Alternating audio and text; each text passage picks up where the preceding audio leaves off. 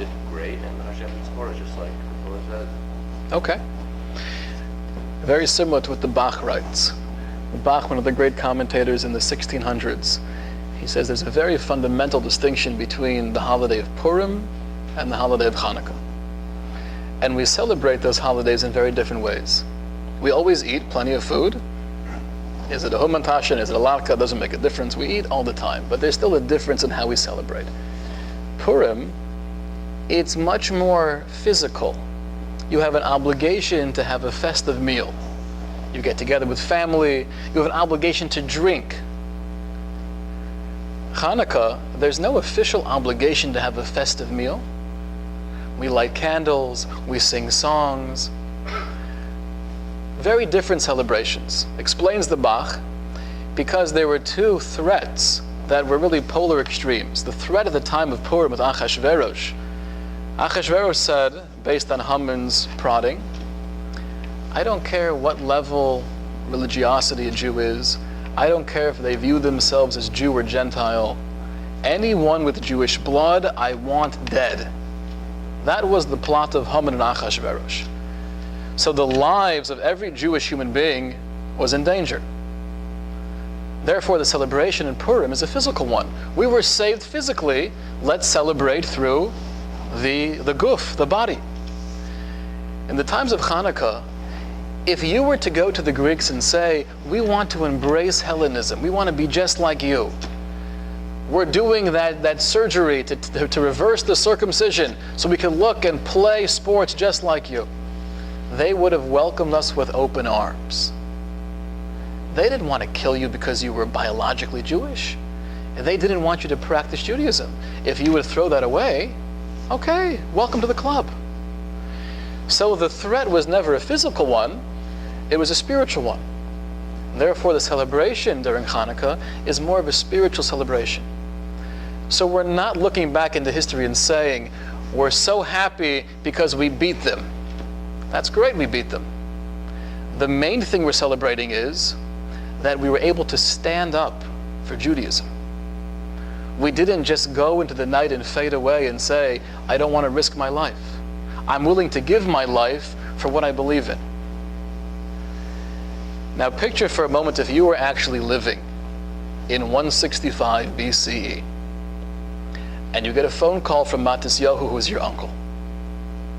Gene, we're fleeing right now from Modi'in, going into the hills, trying to gather a few good men together for the cause of Judaism. Please leave your wife and children behind and join us. What's your response?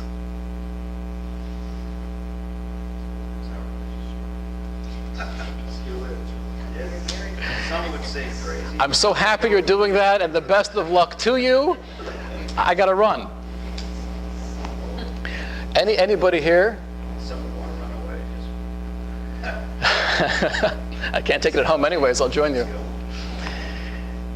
Anyone here, you think you would have joined Matisyahu? To risk your life and your family's life? Say not living in those times, right? When you get the phone call, you're sitting in your living room and your 5 children are right there playing dreidel. And you know by joining Matisyahu and his clan, you're endangering all of your lives. Do you say yes? There's also a point of saying if you say no, that they could come in there and recapitulate anyway. Yeah, there's Who's that. going to trust them? They could, but it sounds like... How many people have you seen killed, within the past few weeks? I mean, that's a contributing factor. But again, why were they killed? Were they killed because they were Jewish? Was it a Holocaust? They were killed because they were practicing Judaism. Every account we have in the book of the Maccabees is when they were caught during circumcision, killed. Caught studying Torah, killed. But there's a fine line that comes, and that's where the stuff is. Oh, so the question is, would we have been stubborn enough to join Matisyahu, to join Yehuda? Now it's a question that we have to ask ourselves, even 2014, Boca Raton, Florida. Thank God we don't have that issue right here in the front burner. But the question is a serious one. Is there anything that I'd be willing to risk my life for? Not any person. Is there any ideology Is there any philosophy that I'd be willing to risk my life for? If the answer is no, then we have to ask ourselves the question, if I'm not willing to die for anything, what am I really living for? If I'm not living for anything beyond myself to the point that I would give my life for that purpose, so what's life about? It's a big question. When I went to Israel this summer, and Rabbi said it was a test, there was this older woman that was supposed to go on a trip and only didn't went because it was the height of the war. They had just found a boy's body less than weeks before that. And he said to me, how can you go? How can you go? How can you go? You're leaving your family, they need you, your mother needs you, your father just died. How can you do this? My brothers. And it was for me and my spiritualism, and I need to find what happened to my father and my Judaism. It wasn't about a trip to Israel, it was about my spiritualism. And I didn't care if I would die, I would die. And even though I wasn't going to war, it really was my journey of a need to find my own spiritualism, and I thought I would do better in Israel than any other place at that point in my life. But a lot of people were saying no to me. And I had to answer back with, it's not about my family, and it's not about this, it was about my quest of my own spiritual journey. And I bet, tapping into that Jewish soul, there was almost something within you where you were thriving on the fact that people were saying, don't do it. Absolutely. Don't tell me what to do. If I want to go to Israel in the middle of the war, you're going to watch me go to Israel. And he can tell That's me, right. I was like, I'm going. There was no doubt in my mind. That's the Jewish spark. We're stubborn. I'd like to share with you, because I think this gets back to our initial question. The question we started off with was, when or why do miracles actually take place? We've established the history of what led up to Hanukkah, the revolt of the Maccabees, and their decline. We've established the main celebration is standing up for Judaism, not just assimilating into the culture around us, and therefore it's very relevant at every moment in our lives. That war is still raging. We've established the idea that there are two types of miracles. There's the Nes Nigla and the Nes Nister. There is the hidden miracles that happen all the time, and then we have the revealed miracles. And the way to tune in to the hidden ones is by paying attention to the revealed ones. Now back to our initial question, which was, but why and when do miracles happen? So I want to share with you, there's something we find in Kabbalistic sources. And it's a term that's used all over Talmudic and Midrashic sources. The term is Mesiras Nefesh, which literally means giving your life. Now, you can give your life in one of two ways. You could give your life literally, as Matisyahu was willing to do. I'm standing up for what I believe in, and therefore, even if you're threatening to kill me, it's not going to faze me. Or you could give your life through living a life of devotion. I'm giving everything that I have to this cause. Right? There's two ways to give your life. So we find in Kabbalistic sources that when a person goes beyond that which is normal, that which is expected, if you break through the barriers of the illusion of this world, then you're no longer limited by the illusions of this world. If you could see beyond some of those restrictions, oh, we can't do that. That's beyond me. I would never be able to accomplish that. If you could see beyond those made-up limitations, then you're no longer subjugated by them. I'll give you an example. A true story that took place in World War II. The Brisker Rav, one of the greatest Jewish minds at the time, a very well-known rabbinic authority, he was at the time living in Warsaw. One day he sees in the newspaper, something's happening. He makes the decision to travel back to Brisk was impossible. The only hope they had was to go from Warsaw to Vilna. Now, how do you get from Warsaw to Vilna in the middle of World War II? And he looked very Jewish. So to take a train is suicide. Gestapo's there. They're going to find you in 4 seconds. So the the Soloveitchik family, the Briskerov and his family, together with another family, they hired a wagon driver, a Polish, non-Jewish guy, to take them from Warsaw to Vilna. That journey itself should have taken about 4 or 5 days. But reading the story, and there are many accounts of the story, it was an amazing, very miraculous journey. It took about 2 weeks till they finally got to a half a mile away from the border to Vilna. Now, the whole time they're in the wagon, Reb Chaim, the Briskerov, he's in the back with blankets on top of him so no one would see his face, clearly recognizing he was a Jew. There was a point, though, where no wagons were allowed. You would have to get out and walk that half a mile to the border. They get out, him together with his family and the other family, and they start walking.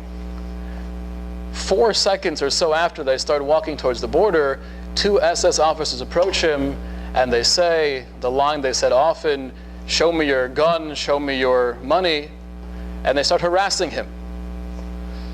As that's taking place, a 3rd officer comes by, clearly a higher ranking officer, and says something in German. He yells at these 2 fellows, "Leve!" And they left him alone. They continued walking. They got to the border going into Vilna. As they crossed over the border, Reb Chaim turns to his family and says, "I know what happened." They were in shock. It's an open miracle. 2 SS officers find a Jew trying to escape. You're dead on the spot. There's no chance of survival. The Briskerov said, "I know what happened. The whole time in the wagon, I kept on repeating a line in my head, Ein od milvado, which is a line from the Torah itself, which means there is nothing besides the Creator." That was his way of transcending the illusion of nature. I'm not going to be fooled by what appears to be outside. I'm focusing in on the reality that God runs the world. Nothing can faze me. Everything is in your control. So for 2 weeks, I'm repeating that line over and over again. As soon as we get out, and I see the light at the end of the tunnel. So at that point, his Hebrew phrase was, I was Masiach Das. I stopped thinking about it for a moment. At that second, these 2 fellows came over to me. When they started to harass me, I ignored them. I went back into my trance, Ein od milvado. At that moment, the 3rd fellow came along. There are many stories similar to this. There are many stories that don't have happy endings. But it's a wonderful illustration of the potential of transcending what seems to be limitations based on seeing through it, based on being willing to go beyond what's normal. That was the miracle of Hanukkah. It's because the Maccabees and those who joined them, at their highest point, they only had 30,000 people, which was nothing, which is a tiny fraction of the Jewish population. But that small group of Jews gathering together, living b'mesiras nefesh, devoting their lives, not for anything selfish, not for my family, not for my pride, for Judaism. To be able to raise children and grandchildren who appreciate the Torah and who live by Torah values. So what they were doing is, they were being mesiras nefesh, they were devoting their lives to that cause. That was the source of the miracle. All of the famous miracles we read about in the Tanakh, it all starts from that first perspective of the human being. I'm seeing beyond the present. That's what happened by the splitting of the Red Sea. The Jews are standing there, raging sea in front of them, charging Egyptian army behind. Everyone's screaming out, what do you do when you're Moshe, you're the leader? You turn to Hashem. Please, God, help us. What's God's answer to Moshe? Lama titzak alai. Why are you calling out to me? It's a strange answer. What else am I supposed to do? I'm going to build a boat? So the Or Chaim explains, one of the Hasidic commentators, quoting from the Zohar, God's answer was, now is not a time to pray. Now is a time to transcend your illusion. Go into the sea. If you show me that you see more than meets the eye, if you're willing to go beyond what seems to be your boundary, then the supernatural will happen. And that's what took place. The first man to go in, Nachshon ben Aminadav, he transcends that illusion, he goes into the sea, and at that moment, the sea splits. Reb Chaim Volozhin, the great disciple of the Vilna Gaon, he says people are always looking for segulas. Segula means some kind of almost magical way of getting wealthy or protection or healing somebody, always looking for magical solutions. He writes, I only know of one segula, and that is thinking to yourself and not just saying the words, but reinforcing the belief, Ein od milvado. There is nothing else besides the creator of the universe. Nothing else could touch me. If you're able to really get on that plane of existence, you are not limited by things in the physical realm. That's the way to achieve a miracle. That's what the Macabbees did. That's what the Jews did to cross the Red Sea. That's what Rav Chaim Brisker did to be saved from the war. That's the one way we know how we ourselves can create miracles. That's the celebration of Hanukkah. Hanukkah is celebrating the choice that they made and the choice that we continue to make. The battle is still raging. We no longer have the Greeks. They're long gone. But we have secular culture. We have so many ideas that are so foreign to Judaism, so many values. We don't have modesty. We don't have authenticity. We don't have honesty. There are so many things lacking even in our American society. The war is still raging. The celebration is as we light the menorah, we think to ourselves, I want to be part of that team. In every generation, only a small group of Jews were able to stand up above the rest and say, I don't care what everyone else is doing, I defend truth, I'll risk my life for the truth. That's Hanukkah. Any questions? Okay. Have a wonderful and joyous Hanukkah. All right.